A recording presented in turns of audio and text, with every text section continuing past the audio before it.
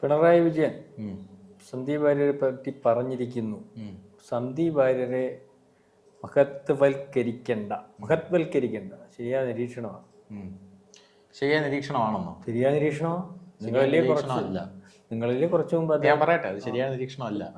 കാരണം കിട്ടാത്ത മുന്തിരി പൊളിക്കുമെന്ന ലൈനാണ് മുഖ്യമന്ത്രി പിണറായി വിജയനുള്ളത്. സന്ദീപ് വാര്യർ കോൺഗ്രസിലേക്ക് പോയി.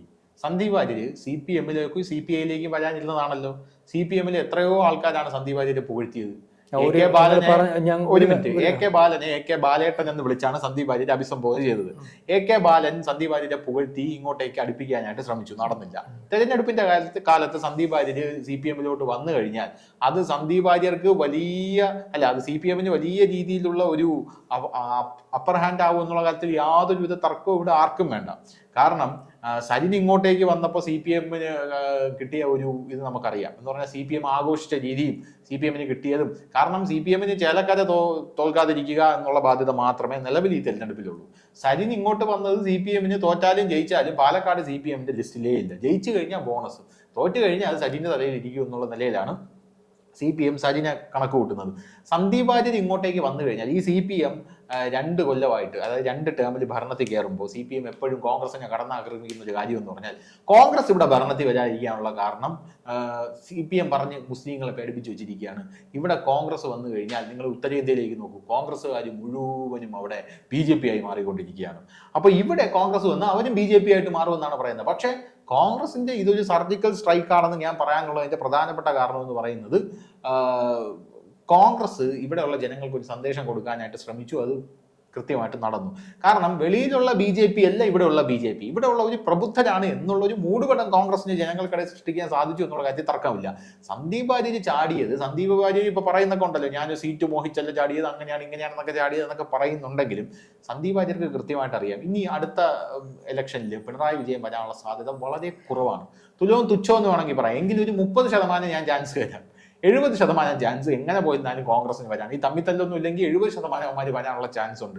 അങ്ങനെയാണെങ്കിൽ ഭരിക്കുന്ന പാർട്ടിയുടെ കൂടെ നിൽക്കാമെന്ന് സന്ദീപ് വാര്യർ വിചാരിച്ചത് സന്ദീപ് വാര്യരുടെ ഒരു നല്ലൊരു രാഷ്ട്രീയ നീക്കമായിട്ടാണ് ഞാൻ കാണുന്നത്. സന്ദീപ് വാര്യർ അങ്ങനെ നീക്കം നടത്തി, സന്ദീപ് വാര്യർ അതിൽ വിജയിച്ചു. സന്ദീപ് വാര്യർ ചിലപ്പോൾ ഒറ്റപ്പാലം സീറ്റ് കൊടുത്താൽ സന്ദീപ് വാര്യർ അതിൽ സീറ്റ് കൊടുക്കുന്ന എന്തിനാ? ജയിക്കുന്ന കേരളം ഭരിക്കുന്ന രാഷ്ട്രീയ പാർട്ടിയുടെ ഒരു പിണിയാളായിട്ട് നിൽക്കാൻ എന്തോ രാഷ്ട്രീയ പറയുന്നത്. നിങ്ങൾ സന്ദീപ് വാര്യരുടെ നിലവാരത്തിലേക്ക് പോയല്ലേ? കേരളം ഭരിക്കുന്ന പാർട്ടിയുടെ ആണോ കേന്ദ്രം ഭരിക്കുന്ന പാർട്ടിയുടെ ഭാഗമായിട്ടിരിക്കുന്നതെന്നല്ലേ? നിങ്ങൾ എന്തോ രാഷ്ട്രീയം പറഞ്ഞിട്ട് വന്നേ? കേരളം ആട്ടുംകാട്ടം മുന്തിരിങ്ങ എന്ന് പറയുന്നോണക്കല്ലേ ഉള്ളു. സന്ദീപ് വാര്യനെ കിട്ടാത്തോണ്ട് പിണറായി വിജയൻ പറഞ്ഞത് ആ പുള്ളിക്ക് കിട്ടാത്ത മുന്തിരിക്ക്. ഞാൻ പറയുന്നതിന് ഇത്രേ ഉള്ളു മറുപടി. ആട്ടുംകാട്ടം കണ്ടിട്ട് മുന്തിരിയാണെന്ന് നിങ്ങൾക്ക് തോന്നിച്ചതുപോലെ ഉള്ളൂ. പിണറായി വിജയൻ ഈ സന്ദീപ് വാര്യനെ എന്തിനാ? നമ്മൾ വേറൊന്നും പറയല്ല. എന്താണ് ലോകം, എവിടാണ് ലോകം? ഒരു നിവൃത്തിയില്ല. ആരോട് ചർച്ച നടത്തിയെന്ന് നിങ്ങളങ്ങ് പറഞ്ഞാൽ മതി. ഇവിടുത്തെ ഏതെങ്കിലും ഒരു മാധ്യമം, ഒരു യൂട്യൂബ് മാധ്യമോ അല്ലെങ്കിൽ രാമേശ്വരം പറഞ്ഞോ LDF ഇടതുനയം സ്വീകരിച്ച് വരാനാ പറഞ്ഞത്. അപ്പൊ ഇടതുനയം വല്ല ഇട ഇരിക്കുന്നേ, ഇടതുനയം വല്ല ഇട ഇരിക്കുന്നേ. പറഞ്ഞ മനസ്സിലായില്ലേ? ഇടതുനയം വല്ല ഇട ഇരിക്കുന്നേ ഒന്നുമല്ല. സന്ദീപ് വാര്യർ നിങ്ങളീ പറഞ്ഞു സർജിക്കൽ, അങ്ങനൊക്കെ പറയാ, ഞാൻ ട്രെയിനിന്റെ കൈ ഒരു തരാം. സർജിക്കൽ സ്ട്രൈക്ക് നടത്തി. അത്രേ ഉള്ളടോ കോൺഗ്രസ്, അത്രേ ഉള്ളൂ. ഈ ആട്ടിൻകാട്ടത്തെ ചുമ്മാൻ ഒരു സർജിക്കൽ സ്ട്രൈക്ക് നടത്തേണ്ട ഗതികേടിലേക്ക് കേരളത്തിലെ കോൺഗ്രസും ഇന്ത്യയിലെ കോൺഗ്രസും മാറിയെന്ന് വേണേൽ പറയാം. ആര് BJP വിളിച്ചു? എവിടെ? ആര്? നിങ്ങൾക്ക് തോന്നുവാ ഞാൻ ഈ കാര്യത്തിൽ ചുമ്മാ ഇപ്പൊ ആ കൗൺസിലറെ കേട്ടോണ്ടിരിക്കുക. ഞാൻ കേട്ടോണ്ടിരിക്കുക. ചോദിച്ചു അതുവരെ വാർത്തയാന്ന് പറഞ്ഞു. ആ കൗൺസിലർ സ്ത്രീ പറഞ്ഞെന്തോന്നറിയോ? സന്ദീപ് വാര്യരല്ല ഞങ്ങൾ, സന്ദീപ് വാര്യരല്ല ഞങ്ങൾ, ഞങ്ങൾ സന്ദീപ് വാര്യരല്ല, ഞങ്ങൾ ഐഡിയോളജി വിശ്വസിക്കുന്നതാണ്. 3 രീതിയിൽ ഒരു അല്ല 3 ചുമ്മാ ധനുഷേ. നിങ്ങൾക്ക് ഞാൻ ധനുഷ് മാധ്യമപ്രവർത്തകനാണ്, പക്ഷെ ഞാൻ രാഷ്ട്രീയക്കാരനും കൂടെ ആയിരുന്നു. അല്ലല്ല അതുകൊണ്ട് എനിക്കറിയാം. ശിവരാജൻ അവിടെ ആദ്യം ദേനക്കേടുമായിട്ട് നിൽക്കുക. ഇനി അതും പറയാമല്ലോ, ദേനക്കേടുമായിട്ട് നിൽക്കുകയാണ്. അത് മനസ്സിലായിട്ടുള്ളതാണല്ലോ. അപ്പൊ ഈ ഇച്ചിരി ദേനക്കേടുള്ളവർക്ക് എന്തെങ്കിലും ഒരു ചെറിയ സാധനം, വൃത്തിയായിട്ടുള്ള സാധനം കഴിക്കാൻ വരും, വീണ്ടും ഒന്ന് ഓക്കാനിക്കാൻ വരും. അതാ ശിവരാജൻ ഇന്നലെ ഓക്കാനിച്ചത്. ഇന്നലെ 4 കൗൺസിലർമാരുടെ പേര് പറഞ്ഞല്ലേ, പേര് പറഞ്ഞ കൗൺസിലർമാർക്ക് എന്ന് ചോദിച്ചപ്പം ആ സ്ത്രീ പറഞ്ഞെന്താണെന്നറിയോ? ഞങ്ങൾ സന്ദീപ് വാര്യരല്ല, ഞങ്ങൾ ഈ പ്രസ്ഥാനത്തിനകത്ത് നിൽക്കുന്നതേ എന്തിനും വേണ്ടിയൊന്നും അല്ല, അന്ന് കൗൺസിലർ ആയെന്നുള്ളതേ ഉള്ളൂ. ഞങ്ങൾ ആദർശത്തിന്റെ പുറത്ത് ഈ പ്രസ്ഥാനത്തിനകത്ത് വന്നതാണ്. അതുകൊണ്ട് എന്തെങ്കിലുമൊക്കെ വാർത്ത എവിടെയെങ്കിലുമൊക്കെ കാണും. 28 കൗൺസിലർമാർ ഇവിടെ ഉണ്ട്, ഇവിടെ ആരും പോകുന്ന കാര്യമൊന്നുമില്ല, ഞങ്ങൾ ഈ വാർത്ത കേൾക്കുന്നേ ഉള്ളൂ, ഞങ്ങൾ ഇതിന്റെ കൂടെ ഒന്നും പോകത്തില്ല. ഞാനീ പറഞ്ഞത് ഈ കോൺഗ്രസിന് എന്നും പറ്റുന്ന ഇത് തന്നെ. കോൺഗ്രസ് വിചാരിക്കും ഒച്ച ഇഴഞ്ഞ അക്ഷരമാവുന്നത് പോലെ പലവട്ടം ജയിച്ചു വരുന്നത് പോലെ അടുത്ത പ്രാവശ്യം നിങ്ങൾ പറഞ്ഞല്ലോ 30% ഉള്ളെന്ന്. കോൺഗ്രസിന് വരാൻ 30% ഇവിടെ സാധ്യതയുള്ളൂ. ഞാൻ വേറെ രാഷ്ട്രീയമൊന്നും പറയല്ല. കോൺഗ്രസ് അടുത്ത വീണ്ടും അധികാരത്തിൽ പിണറായി ഇനി അധികാരത്തിൽ വരുന്നില്ല മനുഷ്യൻ. നിങ്ങൾ എന്തിനാ അദ്ദേഹത്തിന്റെ പുറകെ CPM ഇവിടെ വീണ്ടും അധികാരത്തിൽ വരാൻ സാധ്യതയുണ്ട്. നിങ്ങൾ എങ്ങനെ വരുമോ? അല്ല, ആര് പറഞ്ഞു ജനങ്ങളെ വെറുപ്പിച്ചു? ഇവിടുത്തെ കുറെ മാധ്യമങ്ങളും ഇവിടുത്തെ കുറെ, ഞാനൊരു കാര്യം അല്ല തനി രാഷ്ട്രീയം ഇപ്പൊ ആ രാഷ്ട്രീയം പറഞ്ഞോണ്ട് ഞാൻ പറയാം.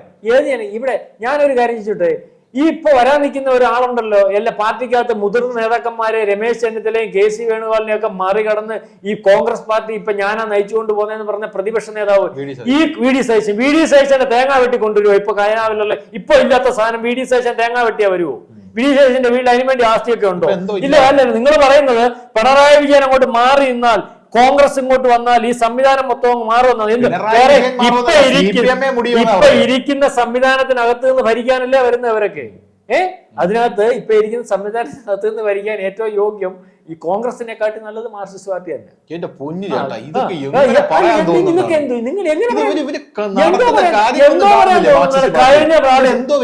കഴിഞ്ഞ 5 കൊല്ലം 73 സീറ്റുമായിട്ട് ഇവിടുത്തെ ഉമ്മൻചാണ്ടി, നിങ്ങളങ്ങ് മറന്നുപോയ 10 കൊല്ലത്തിന് ഉമ്മൻചാണ്ടി ഭരിച്ചിട്ട് മുസ്ലിം ലീഗിന്റെ കയ്യിൽ ഈ പാർട്ടിയെ കൊണ്ട് കൊടുത്തിട്ട് ഈ പാർട്ടിയെ 1, 2, 3 നായന്മാര് സ്ത്രീകളുടെ പേരും പറഞ്ഞ് ലോകം മൊത്തമായിട്ട് അവരാഴ്ച കൊണ്ടുവരുന്ന പാർട്ടിയല്ലേ കോൺഗ്രസ്. നിങ്ങൾ അതൊക്കെ മറന്നു പോയിട്ട് നിങ്ങൾ ആര് നിങ്ങൾ അതൊക്കെ മറന്നിട്ട് ഇപ്പൊ ഒരു മാധ്യമങ്ങളും കുറെ ആൾക്കാരും ഈ സുരേഷ് ഗോപിയുടെ കാര്യം പറഞ്ഞതുപോലെ അവരുടെ ഇഷ്ടത്തിന് നിന്നു കൊടുക്കാത്തപ്പോ ഒരു വീട്ടിൽ ഇരിക്കുന്നവന് പെൻഷൻ കൊടുക്കുമെന്ന് പറഞ്ഞ് വീട്ടിൽ കൊണ്ട് കൊടുക്കുന്നുണ്ടോ പെൻഷൻ? ആർക്കാ ഇത്രയും കുഴപ്പം വന്ന് നടക്കുകയും പെൻഷൻ സംവിധാനം ഇല്ലാത്തതും സാധാരണക്കാരന്റെ അരി കിട്ടുന്നില്ലേ? നിങ്ങൾ ഖജനാവിലെ കാര്യം നോക്ക്, നിങ്ങൾ സാധാരണക്കാരന്റെ കാര്യം നടക്കുന്നു നോക്ക്. സാധാരണക്കാരന്റെ കാര്യം നടന്നാൽ പോലെ വികസനം വേണ്ടേ? എന്തോ വികസനം UDF നിങ്ങൾ പറഞ്ഞു നവകേരള, നിങ്ങൾ ഹൈവേ ഇവിടുത്തെ UDF വരുന്ന സമയത്ത് നടക്കാത്ത എന്തെല്ലാം സംവിധാനങ്ങൾ പിണറായി വിജയൻ വരുന്നപ്പോ നടന്നു. ഇവിടുത്തെ ഹൈവേ വീതി കൂട്ടാൻ അയാൾ വന്നൊക്കെയാണ് സാധിച്ചത്. ഗ്യാസ് സംവിധാനം ഇവിടെ ഈ രാജ്യം ഒറ്റ കൊടുക്കുന്നതിന് കൂട്ടു നിൽക്കുന്ന സംവിധാനത്തിനകത്ത് മലപ്പുറത്ത് റോഡ് വികസിക്കാനൊക്കത്തില്ല. മലപ്പുറത്തെ മുസ്ലിങ്ങളുടെ സംവിധാനത്തിനകത്ത് അവരുടെ കടകൾ പോവും, വീടുകൾ പോവും, അവിടെ വേറെ എല്ലായിടത്തും വികസിക്കും. അത് മാറ്റിയിട്ട് അയാൾ അവിടെ പോലീസിനെ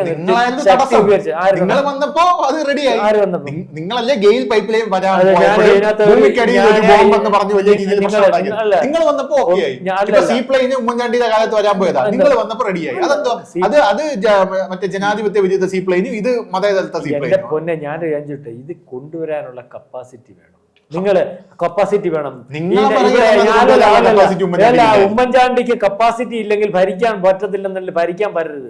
ഞാൻ ചോദിച്ചിട്ട് നരേന്ദ്രമോദി എന്ന് പറയുന്ന ഒരാള് അദ്ദേഹം ഭരിക്കുന്നുണ്ടല്ലോ, അദ്ദേഹം ഓരോ നടപ്പാക്കുന്നുണ്ടല്ലോ, എതിർപ്പില്ലാഞ്ഞിട്ടാവല്ലോ എന്നോ അല്ലെങ്കിൽ സുഖമായിട്ട് നടക്കാൻ പറ്റുന്നതുകൊണ്ടാണ്. കപ്പാസിറ്റി വേണം, കൊണ്ടു നടക്കാൻ കഴിവ് വേണം. ഇല്ലാത്തവരെ ഇതും കൊണ്ട് ഇറങ്ങരുത്.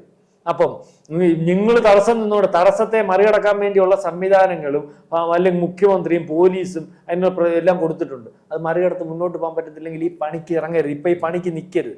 അതുകൊണ്ട് നിങ്ങളീ പറഞ്ഞതുപോലെ കിട്ടാത്ത മുന്തിരി പുളിക്കുമെന്നൊക്കെ പറഞ്ഞ ആട്ടിൻകാട്ടത്തിന്റെ കാര്യം പറഞ്ഞാൽ ഞാൻ അംഗീകരിക്കത്തില്ല. ഈ സന്ദീപ് വാര്യനെ അങ്ങ് വലിയ മഹത്വവൽക്കരിക്കാനും സന്ദീപ് വാര്യർ വലിയ ആളാന്നൊക്കെ വിചാരിച്ചിരുന്നാല് സന്ദീപ് വാര്യർ ഒരാളും അല്ലെന്നുള്ള കാര്യം ഇന്നാലും എന്തിനാ ഇവിടെ പോയത്? നാണമുള്ളവനാണ്. 2 ദിവസം കഴിഞ്ഞു പോകും. അവിടെ ചെന്നിട്ട് പാണക്കാട് തങ്ങളിനോട് നമുക്ക് തങ്ങള് മോശമാണോ കുടുംബം മോശമാണോ അവര് മോശമാണോ എന്ന് എനിക്ക് അഭിപ്രായമില്ല. അല്ല, അതേ പറഞ്ഞില്ലേ, ഇല്ല പുതുപ്പട്ടിനെ ബന്ധുവീട്ടിലെല്ലാം കൊണ്ടുവന്നു. ഇന്ന് അവിടെ പോയി അതിനകത്ത് കയറ്റി ഇരുത്തി 1/2 മണിക്കൂർ ചർച്ചയും ചെയ്ത് ഏതാണ്ട് ബോണ്ടയൊക്കെ കൊടുത്തു കഴിഞ്ഞിട്ട് വെളിയിൽ പറയുക എല്ലാം തള്ളി പറഞ്ഞു. സ്വന്തം വീട്ടുകാരെ മൊത്തം തള്ളി പറഞ്ഞു. ആ ഹിന്ദുക്കളല്ലെന്ന് പുള്ളി പറഞ്ഞു. ഞാൻ ഹിന്ദു അല്ല വാര്യനും അല്ലെന്ന് പറഞ്ഞു. അവിടെ നിന്ന് ഇറങ്ങി ബോണ്ടയൊക്കെ വെളി വന്നിട്ട് പോയി ഇതുപോലൊരു കുടുംബം ഉണ്ടോ, ഇതുപോലൊരു സംവിധാനം ഉണ്ടോ, ഇവരെ ഒന്നും നമ്മൾ കാണാതെ പോയല്ലോ, നാണമുണ്ടോ ഇയാൾക്ക്? എന്നിട്ട് പറയാ ആട്ടിൻകാട്ടം പൊഞ്ഞു കെട്ടിക്കണ്ടോ. ശരിയാ. കൂടുതൽ വാർത്തകളും വിശേഷങ്ങളും നിങ്ങളിലേക്ക് എത്താൻ ABC മലയാളം സബ്സ്ക്രൈബ് ചെയ്യുക, ബെൽബട്ടനും അമർത്തുക.